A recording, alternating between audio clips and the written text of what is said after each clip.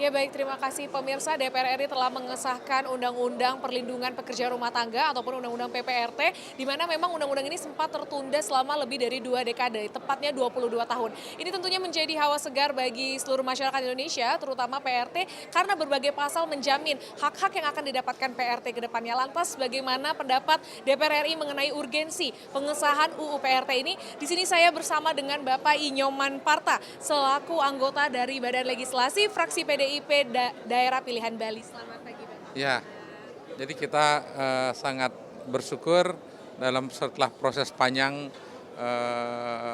diskusi politik di gedung DPR ini dengan berbagai pertimbangan, akhirnya setelah 22 tahun Undang-Undang tentang Pelindungan Pekerja Rumah Tangga bisa kita sahkan, sehingga ke depan ada jaminan hukum, ada jaminan tentang kepastian status hak maupun perjanjian kerja yang akan terwujud hubungan kerja yang harmonis antara pemberi kerja dengan penerima kerja PRT-nya.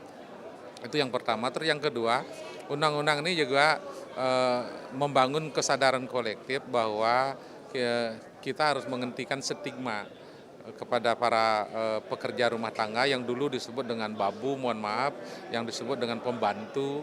Nah, sekarang tidak lagi bahwa mereka adalah pekerja profesional yang bermartabat. Nah, yang lainnya adalah dengan adanya undang-undang ini tentu kita akan dapat memberikan perlindungan karena hampir 84% dari 4,2 juta jumlah, kurang lebih 4,2 juta jumlah pekerja rumah tangga itu adalah perempuan, dan kurang lebih 24% dari data yang dikumpulkan oleh AILO itu adalah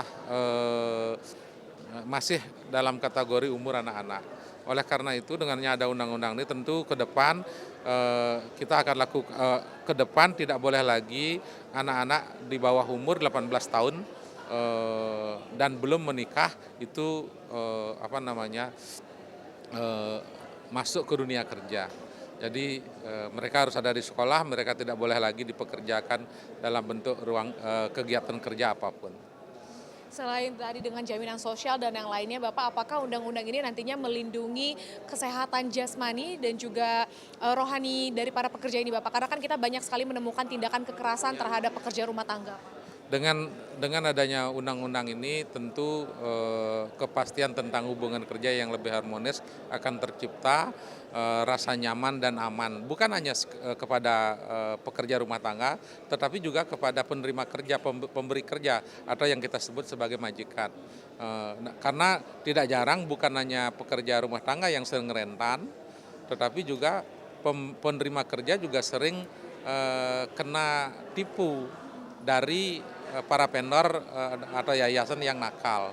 Oleh karena itu dengan adanya undang-undang ini semua akan terjajah karena ada hubungan kerja. Berarti isu utamanya awalnya DPR melihat ini sebagai urgensi sampai disahkan sampai saat ini tuh seperti apa? Ini sesungguhnya perwujudan dari sila kelima keadilan bagi seluruh rakyat Indonesia, dan di situ ada kelompok yang marginal yang selama ini yang sangat rentan tetapi tidak terlindungi. Dengan hadirnya undang-undang ini tentu kita berharap bisa terlindungi. Terima kasih Bapak, terima kasih Bapak.